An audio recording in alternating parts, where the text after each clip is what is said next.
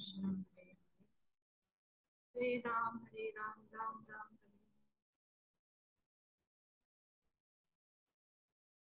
हरे कृष्णा। स्वागत है कृष्ण पुस्तक के आज के सत्र में। कल हम 50वें अध्याय तक चर्चा कर लिए थे और आज क्रम है 51वें अध्याय का, जिसका नाम है मुचकुंद की मुक्ति। तो सबसे पहले तो हम ये जाने कि ये मुचकुंद कौन है। जो मुचकुंद है, ये है सूर्यवंशी राजा, जो श्री रामचंद्र के पूर्वज थे।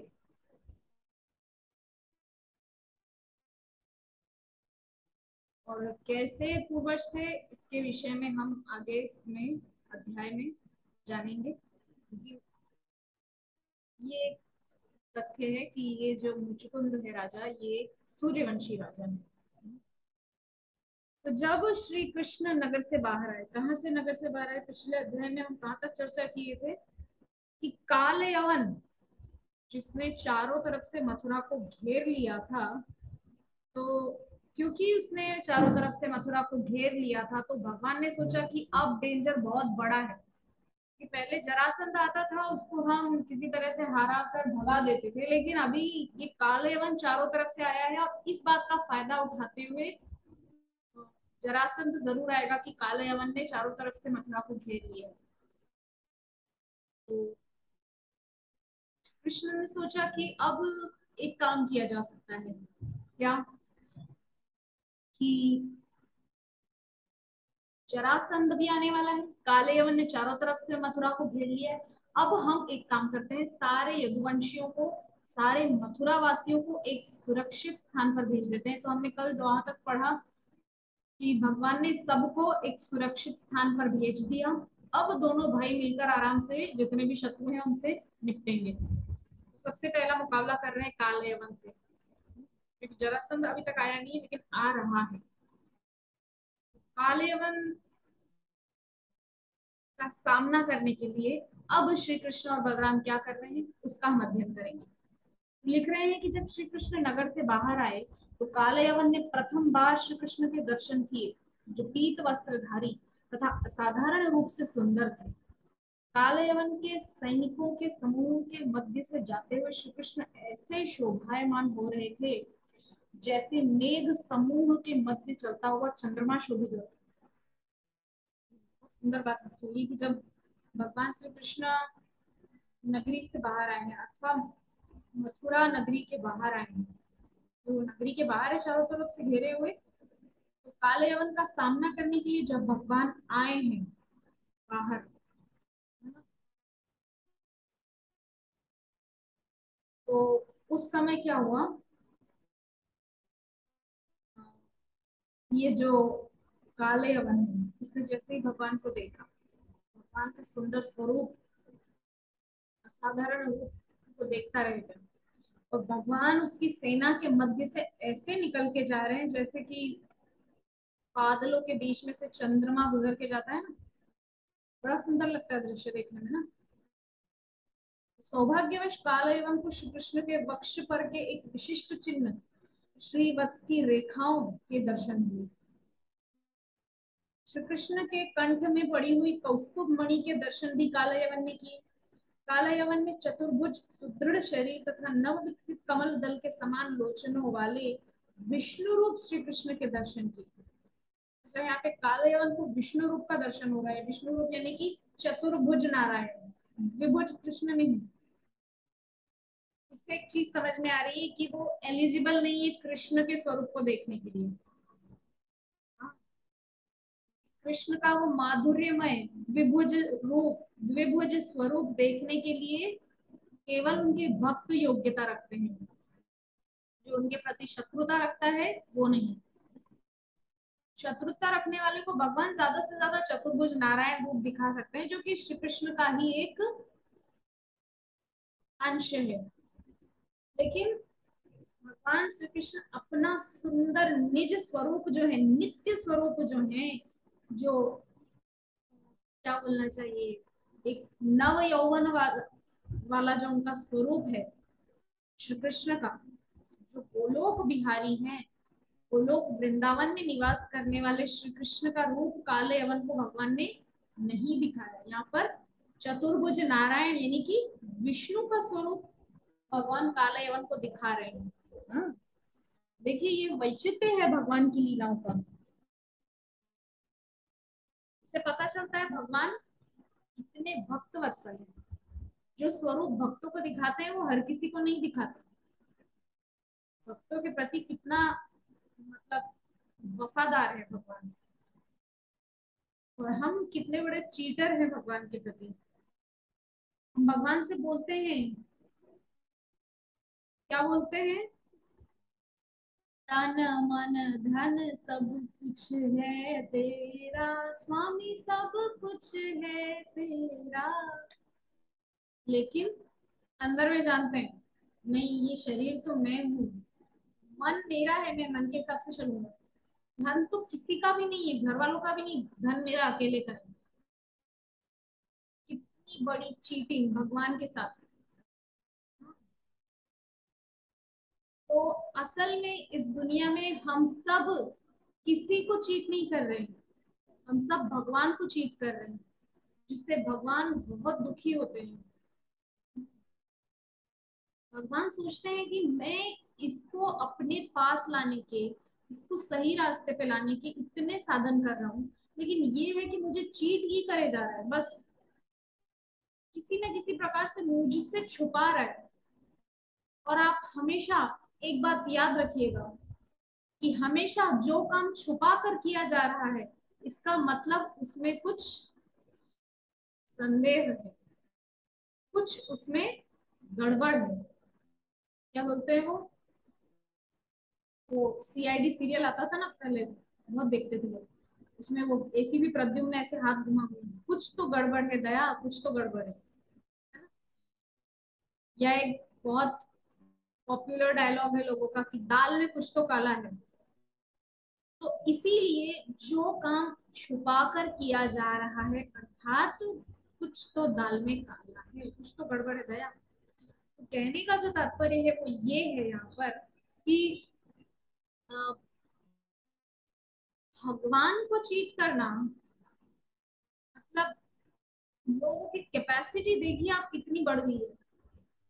पहले भगवान को नहीं, पहले सिर्फ आसपास के लोगों को चीट करते थे, अपने आप को चीट करते थे, अभी भगवान को चीट कर रहे हैं। रोज आरती गा रहे हैं, अगरबत्ती घंटी घूम हिला हिला के, दिया घुमा घुमा के भगवान के सामने, तन मन धन सब है तेरा, लेकिन असल में है सिर्फ मेरा, तुम्हारा कुछ नहीं है। जाओ यहाँ से, तुम दो दो दाना चीनी लो और भागो यहाँ से। तुमको हमें अच्छी सी जगह भी नहीं देंगे घर में रहने के लिए, एक छोटा सा आलिया दे देंगे, छोटी सी अलमारी दे देंगे, उसमें पड़े रहना। सो ये जो तरीके हैं लोगों के भगवान को ट्रीट करने के, भगवान ने आपके लिए क्या कुछ नहीं किया। आराम से बिल्कुल एकदम कमरा बंद कर लीजिए, किसी से बात मत कीजिए, कुछ और फोन वोन लैपटॉप वॉपटॉप सब हटा दीजिए, सिर्फ और सिर्फ बैठ करके अकेले में खिड़की के बाहर भी मत देखना, वरना और कुछ दिखेगा और कोई ऑब्जेक्ट दिखेगा उसके विषय में सोचना पड़ेगा। एक खाली दीवार के सामने मुंह करके बैठ जाइए और सोचिए कि भगवान ने मेरे लिए क्या क्या किया है, and what I have did for them, for him. मैंने क्या किया कृष्ण के लिए, केवल और केवल कृष्ण को चीट किया। कभी किसी दोस्त कभी किसी चीज के लिए, कभी किसी दोस्त के लिए, कभी किसी लड़की के लिए, हाँ, कभी धन के लिए, कभी जायदाद के लिए, सिर्फ और सिर्फ कृष्ण को चीट किया। और असल में ये हमारी प्रोपेंसिटी है, हमारी ये क्या कहते हैं, ये स्वभाव है। और ये कहा जाता है habit is this second nature. जो आपकी हैबिट होती है ना, जो आपकी आदत होती है ना, वो आपका सेकंड नेचर होती है, यानी कि आपका द्वितीय स्वभाव होती है। ठीक है, तो हमको प्रयास करना चाहिए कि हम अम, इन सबसे ऊपर उठें। तो चार चीजें हैं जो मनुष्यों में देखी जाती हैं, जो होती ही हैं। एक होता है क्या? चीट करना, चीटिंग करना, ये मनुष्यों का स्वभाव है। और दूसरा होता है, क्या था, मैंने कुछ दिन पहले ही क्लास में इस बात पे डिस्कस किया था। चीटिंग करना, दूसरा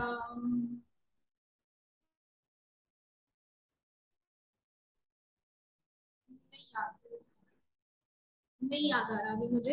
एनीवेज, मैं फिर कभी याद करके ये इस चीज को स्टडी करके 1 मिनट में सर्च कर लेती हूँ, क्योंकि गूगल पे तो सब कुछ है स्पॉन्डिलाइटिस की वजह से।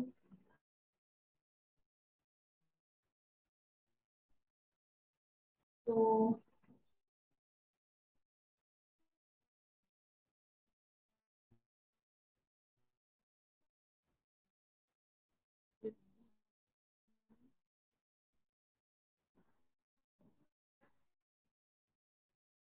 into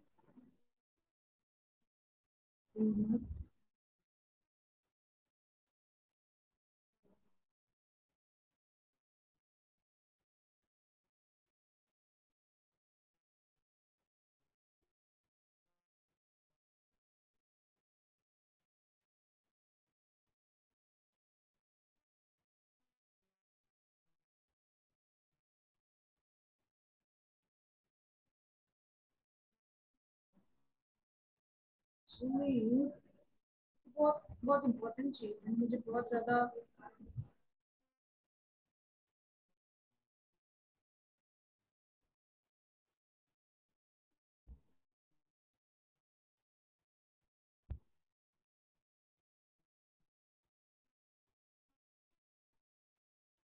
हम सब में चार बुरी आदतें होती ही हैं, हम उनसे बच नहीं पाते।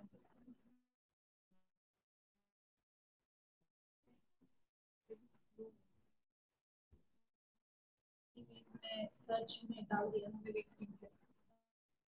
तो हम आगे देखते हैं, यहाँ पर लिखा हुआ है, श्री कृष्ण के कंठ में पड़ी हुई कौस्तुभ मणि के दर्शन भी काल यवन ने किए। तो काल यवन को भगवान ने चतुर्भुज नारायण रूप में दर्शन दिए। एनीवेज, ये भी कोई खराब बात नहीं है, चतुर्भुज नारायण के दर्शन भी होना अच्छी बात है, लेकिन मैं यहाँ पर कहूंगी जैसे कोई व्यक्ति है,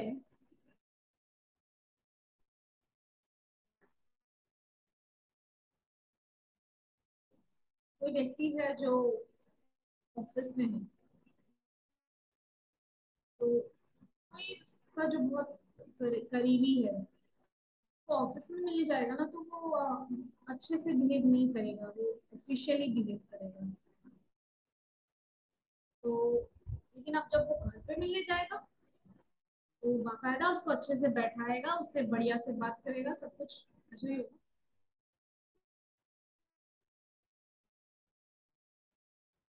तो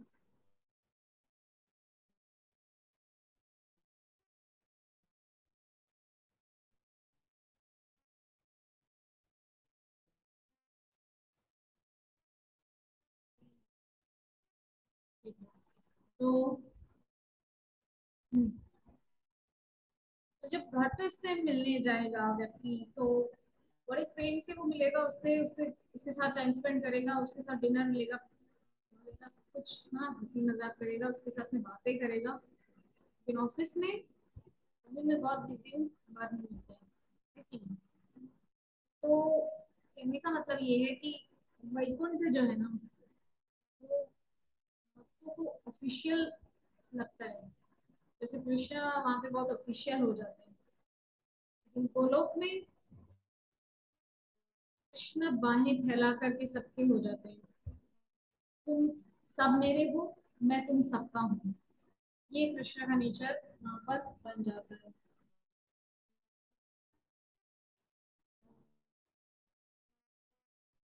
यही है जो कृष्ण कॉन्शियसनेस है, इसमें हमको पता चलता है कि कौन सी जगह असल में हमको जाना है, तो वैकुंठ ही जाना है या हमको गोलोक वृंदावन जाना है। कुछ लोग तो बड़े और भी पागल हैं, वो लोग तो स्वर्ग तक का ही प्लान कर रहे हैं, उनको लगता है स्वर्ग जाना बड़ी बात हो जाती है, स्वर्ग चले जाए बस हो गया, स्वर्ग से ज्यादा ऊपर नहीं जाते। कल मैं कुछ देख रही थी, एक है बंगाल में एक बड़ा अजीब सा व्यक्ति है, उसका नाम है दीन कृष्ण ठाकुर। तो वो अपने आप को मतलब बहुत बड़ा एक स्कॉलर समझता है, मतलब बहुत बड़ा विद्वान, बहुत बड़ा ज्ञानी समझता है अपने आप को। है वो कुछ भी नहीं, मैं ये कहूंगी कि उसको श्री कृष्ण के भगवान होने पर भी संदेह है। तो हम तो उससे यही कहेंगे, तुम्हें श्री कृष्ण के भगवान होने पर संदेह है तो हमें तुम्हारे इंसान होने पर संदेह है। लगता नहीं कि तुम इंसान के वेश में हो सकता, तुम कोई जानवर हो जो इस वजह जो तुम इस तरीके की बकवास कर रहे हो। और भीड़ में जो लोग हैं वो भी बड़ी तालियां बजा रहे हैं, बड़े प्रसन्न हो रहे हैं उसकी बातें सुन करके, जो उसके फॉलोअर्स है सो कॉल्ड। तो कहने का जो तात्पर्य है वो ये है कि बहुत सोच समझ के फॉलो करना चाहिए किसी को।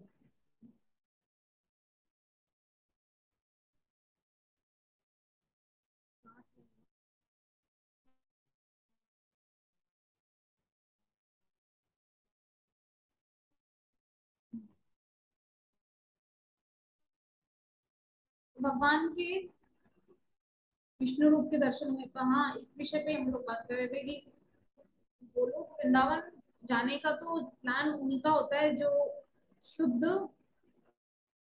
गौड़ीय परंपरा से जुड़े हैं। मैं तो यहाँ तक कहूंगी कि बहुत से लोग केवल इस्कॉन में आ गए हैं, बट फिर भी अभी तक वो वाली कॉन्शियसनेस डेवलप नहीं कर पाए हैं जो श्रील प्रभुपाद चाह रहे हैं हमसे। तो हमें असल में कोशिश करना चाहिए कि हमें अपने जो संप्रदाय है, जिस परंपरा से हम बिलोंग करते हैं, उसकी जो वैल्यूज हैं और उसके जो रूल्स और रेगुलेशंस है उसको हम फॉलो करते हुए आगे बढ़े। तो उससे होता क्या है कि जो आचार्य हैं वो देखते हैं कि ये बिल्कुल हमारे बताए हुए मार्ग पे चल रहा है, तो वो प्रसन्न हो जाते हैं। प्रसन्न होकर फिर वो आगे हमको हेल्प करते जाते हैं। तो क्योंकि हमारे गौड़ीय संप्रदाय का शुद्ध मत है कि हम लोग गोलोक वृंदावन जाने की चेष्टा में लगे हुए हैं भक्ति करने में, तो फिर भी कुछ मूर्ख लोग आज भी केवल और केवल स्वर्ग तक का ही प्लान कर रहे हैं। और उस वीडियो में वो दीन कृष्ण ठाकुर बोल रहा है कि केवल माला करने से, कंठी धारण करने से, तिलक धारण करने से कुछ नहीं होता। जिन्होंने देश की स्वतंत्रता के लिए ये किया वो किया, वो क्या माला करने बैठे थे, लेकिन आज उनको स्वर्ग मिला है। लेकिन कोई उस महामूर्ख व्यक्ति को बताए कि स्वर्ग जाने के बाद भी उन सो कॉल्ड स्वतंत्रता सेनानियों को पुनः इस मृत्यु लोक में आना पड़ेगा। मैं नहीं कह रही हूँ, श्रीमद भगवत गीता कह रही है, क्षीणे पुण्य मर्त्य लोकम विशंति, कि स्वर्ग लोक वो लोग गए हैं, लेकिन स्वर्ग लोक में जैसे ही उनके जो पुण्य है वो क्षीण होंगे, यानी कि खत्म होंगे। जैसे ही उनका डिपॉजिट, जितना भी पैसा है, जो एफडी है वो खत्म होगी, तुरंत उनको धक्का लगेगा पीछे से, इंद्र स्वयं धक्का देंगे और वो आकर के गिरेंगे इस मृत्यु लोक में। तो जो लोग गौ स्वतंत्रता सेनानी, स्वतंत्रता की लड़ाई में लड़ने वाले ये सब कहते हैं, मुझे इस सब में इंटरेस्ट नहीं है, मैं अपना पर्सनल मत बता रही हूँ। कुछ स्वतंत्रता, अगर स्वतंत्रता आनी थी तो अब तक कहाँ ही स्वतंत्रता है। स्वतंत्रता का मतलब है देश का स्वतंत्र होना नहीं, कि हम देश को स्वतंत्र करा ले तो हम स्वतंत्र हो गए। असली स्वतंत्रता तब होगी जब हम अपनी बुराइयों से स्वतंत्र हो सके। बड़े बड़े स्वतंत्रता सेनानी है लेकिन वो कमरों में बैठ के शराब पी रहे हैं। बुरी आदतों से तो आपने स्वतंत्रता ली नहीं, केवल देश को ऊपरी ऊपरी खोखली स्वतंत्रता दिला करके आप बहुत बड़े नायक बन रहे हैं, बहुत बड़े हीरो बन रहे हैं। ये सब फेक है, फालतू है, नौटंकी है, ड्रामा है। मैं इस समय बिलीव नहीं करती। ठीक है। हमारे आचार्य श्रील भक्ति सिद्धांत सरस्वती ठाकुर की भी सोच ऐसी ही थी। जब श्रील प्रभुपाद उनसे मिले पहली बार, तो श्रील भक्ति सिद्धांत सरस्वती ठाकुर ने श्रील प्रभुपाद की तरफ उंगली करते हुए बोला कि तुम, हे युवक, तुम प्रचार क्यों नहीं करते पूरी दुनिया में, अंग्रेजी भाषा में श्रीमद महाप्रभु के संदेश का प्रचार करो। श्रीमद महाप्रभु का संदेश क्या है कि कृष्ण कहो, कृष्ण भजो, कृष्ण ही एकमात्र सबका आश्रय है। ये है श्रीमद महाप्रभु का संदेश। इसका प्रचार तुम इंग्लिश में, अंग्रेजी भाषा में क्यों नहीं करते सारी दुनिया में। तब श्रील प्रभुपाद ने श्रील भक्ति सिद्धांत सरस्वती ठाकुर प्रभुपाद से कहा कि अभी तो देश आजाद नहीं है, मैं कैसे करूं।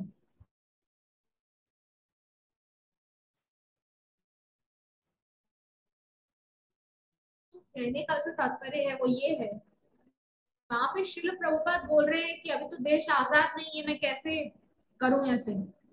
तब श्रील भक्ति सिद्धांत सरस्वती ठाकुर बोल रहे हैं कि आपको क्या लगता है कि ये जो आजादी है, इसको पाकर के देश आजाद हो जाएगा?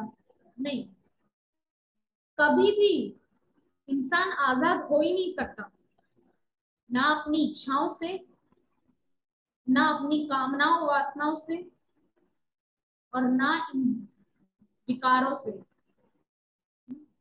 काम, क्रोध, लोभ, मोह, अहंकार, ईर्ष्या, मद, मात्सर्य, राग, द्वेष, इन सबसे ऊपर नहीं उठ सकता। देश को स्वतंत्रता दिलाकर भी क्या लाभ होगा, अगर हम मूल रूप से जो हमारा चेतना है वही स्वतंत्र नहीं है। हमारी चेतना में ही अभी भी परतंत्रता है, किसकी, किसकी, कामनाओं के प्रति। इस प्रकार से समझना है कि हमारा असल लक्ष्य क्या है। हमारा असल लक्ष्य है गोलोक वृंदावन की प्राप्ति।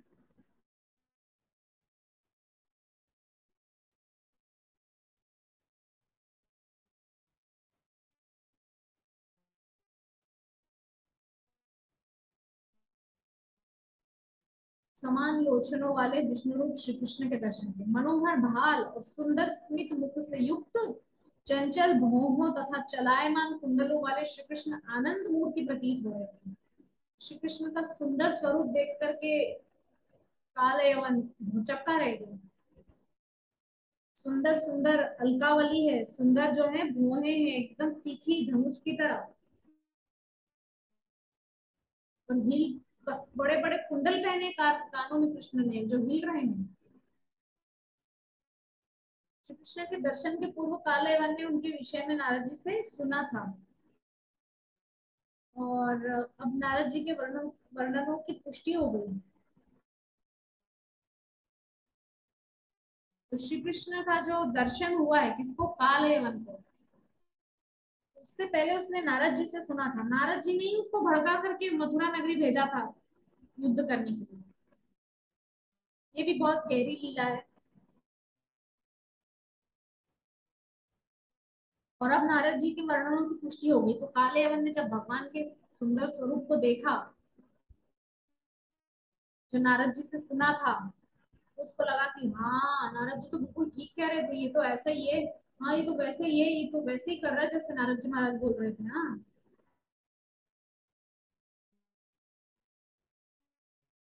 उसने श्री कृष्ण के विशिष्ट लक्षणों तथा उनके वक्ष पर के रत्नों को देखा। श्री कृष्ण की जो स्पेशल एक्सक्लूसिव क्वालिटीज हैं, कृष्ण के श्री अंग पे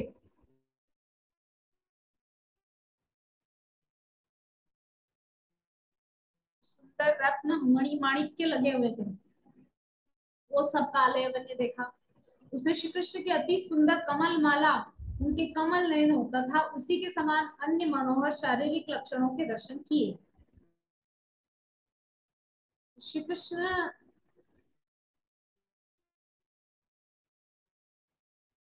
उसने श्री कृष्ण के विशिष्ट लक्षणों तथा उसके वक्ष पर, उनके वक्ष पर के रत्नों को देखा। कृष्ण के रत्न छाती पर कमल ने क्या बोलते हैं चाहिए यहाँ पर, कमल माला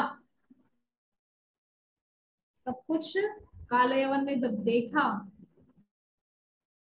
तो तथा उसी के समान अन्य मनोहर शारीरिक लक्षणों के दर्शन किए, उसने निष्कर्ष निकाला कि यह मनोहर व्यक्ति निश्चय ही वासुदेव है, क्योंकि नारद द्वारा पहले से सुने हुए सभी विवरण श्री कृष्ण की उपस्थिति से प्रमाणित हो जाते हैं।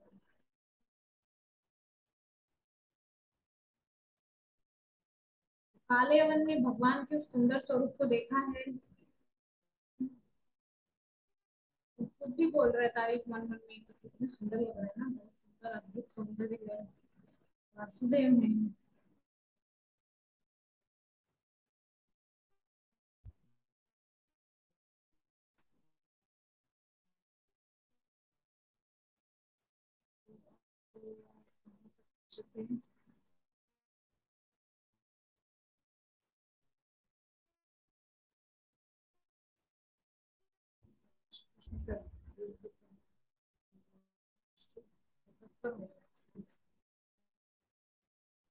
इस प्रकार वह श्री कृष्ण से युद्ध करके उन्हें बंदी बनाने के लिए तत्पर हो गया। किसका बोल रहे हैं? कालयवन। तो श्री कृष्ण कालयवन की ओर दृष्टिपात किए बिना आगे बढ़ते गए, कालयवन उन्हें बंदी बनाने की इच्छा से उनका अनुगमन करने लगा। तो भगवान आगे आगे चल रहे, कालयवन पीछे पीछे चल रहा है, तो तीव्र गति से दौड़ने पर भी वह श्री कृष्ण को नहीं पकड़ सका। इतना आसान है क्या श्री कृष्ण को पकड़ लेना? श्री कृष्ण भक्त वत्सल है, गोपियों के हाथ की कठपुतली बन के नाचने को तैयार है, इसलिए तो गोपियां नचाती ना, ठुमक ठुमक जा रही है कृष्ण को, क्या बोलती है कि तुमको एक लौना माखन देंगी। देखिए, जिसके घर में लाखों गैयाएं हैं उसको गोपियां जो है क्या बोल रही है।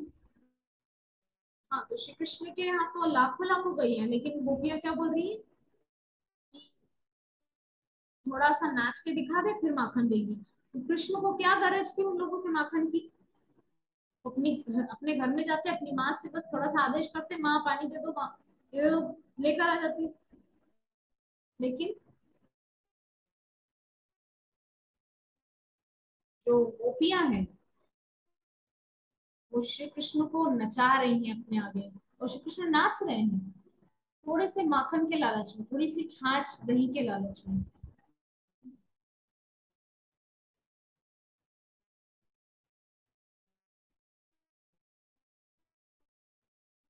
किंतु तीव्र गति से दौड़ने पर भी वह श्री कृष्ण को नहीं पकड़ सका। मन की गति से चलने वाले योगियों के द्वारा श्री कृष्ण को नहीं पकड़ा जा सकता, उन्हें केवल भक्ति पथ का अनुसरण करने वालों के द्वारा प्राप्त किया जा सकता है। काले यवन को भक्ति का अभ्यास नहीं था।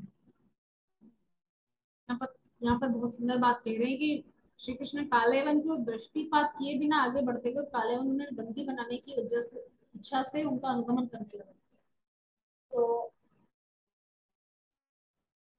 काले यवन भगवान के पीछे पीछे दौड़े जा रहा है, किंतु तीव्र गति से दौड़ने पर भी वह श्री कृष्ण को नहीं पकड़ सके। मन की गति से चलने वाले योगियों के द्वारा भी श्री कृष्ण को नहीं पकड़ा जा सकता। जो योगी सन्यासी होते हैं ना, वो मन की गति से सोचते हैं, एक क्षण में यहाँ दूसरे क्षण में पता नहीं कौन से प्लानेट पे पहुंच जाते हैं। कह रहे हैं कि उन्हें केवल भक्ति पथ का अनुसरण करने वालों द्वारा प्राप्त किया जा सकता है। तो जो भक्तिमय सेवा में लगे हुए हैं उन्हीं के द्वारा भगवान को प्राप्त किया जा सकता है बहुत इजीली। काले यवन को भक्ति का अभ्यास नहीं था, वो श्री कृष्ण को पकड़ना चाहता था, किंतु ऐसा करने में असमर्थ होकर वह पीछे पीछे जा रहा था। तो अब श्री कृष्ण को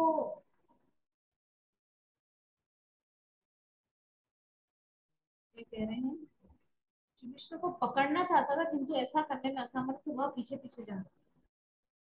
श्री कृष्ण को पकड़ने की चेष्टा वो कर रहा है कालेवन, लेकिन भगवान क्या ऐसे लोगों के हाथ में आएंगे? भगवान तो अपने शुद्ध भक्तों के हाथ में आते हैं। कालयवन ने अत्यंत तीव्र गति से दौड़ना प्रारंभ कर दिया और वह सोच रहा था अब मैं समीप आ गया, अब मैं उन्हें पकड़ लूंगा।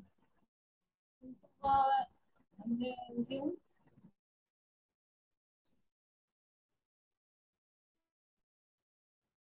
कालयवन ने अत्यंत तीव्र गति से दौड़ना प्रारंभ किया और वो सोच रहा था अब मैं समीप आ गया, मैं उन्हें पकड़ लूंगा, किंतु वह उन्हें पकड़ ना सका। श्री कृष्ण उसे दूर ले गए और एक पर्वत की गुफा में प्रविष्ट हुए। कालयवन सोच रहा था कि अब पकड़ में आ गया कृष्ण। भगवान की प्लानिंग तो कुछ और है। वहां उनको एक तीर से कई सारे शिकार करने हैं, इसलिए उस ऐसी सुनसान जगह पे भगवान घुस गए। कालावन ने सोचा कि श्री कृष्ण उससे युद्ध करने से बचने के लिए गुफा में आश्रय ले रहे हैं। वह इन शब्दों में उनकी भर्त्सना करने लगा। अरे कृष्ण, मैंने सुना था तुम यदुवंश में जन्मे एक महान शूरवीर हो। मैं देखता हूँ कि तुम्हें की कायर भी भांति युद्ध से मुख मोड़कर देखता हूँ कि तुम एक कायर की भांति युद्ध से मुख मोड़कर भाग रहे हो। रणछोड़ रहा है ना भगवान का एक नाम, जो गुजरात में बहुत फेमस है। दर्शन किया है वैसे, बहुत सुंदर जगह है। मैं तुम्हारे वंश की परंपरा तो तुम्हारे नाम की योग्य नहीं। तीव्रता से दौड़ते हुए कालायवन श्री कृष्ण का अनुगमन कर रहा था, तब भी वह उन्हें नहीं पकड़ सकता, क्योंकि वह पकड़ सका क्योंकि वह पापी जीवन के समस्त दोषों से मुक्त नहीं था। तो कालयवन पापी है, इसीलिए वो भगवान को पकड़ने की कितनी भी चेष्टा करे पकड़ नहीं सकता। लेकिन भगवान को कौन पकड़ सकता है? वो है भगवान के शुद्ध भक्त, जैसे कि गोपियां नित्य ही उसको कन्हैया को पकड़ पकड़ के इधर से उधर करती, उधर से इधर करती। तो ऐसे भक्तों की पकड़ में भगवान आ जाते हैं, लेकिन ऐसे एरोगेंट लोगों की पकड़ में नहीं। ठीक है, आज के सत्र को यही विश्राम करेंगे और पुनः आपसे भेंट करेंगे। तब के लिए हरे कृष्णा।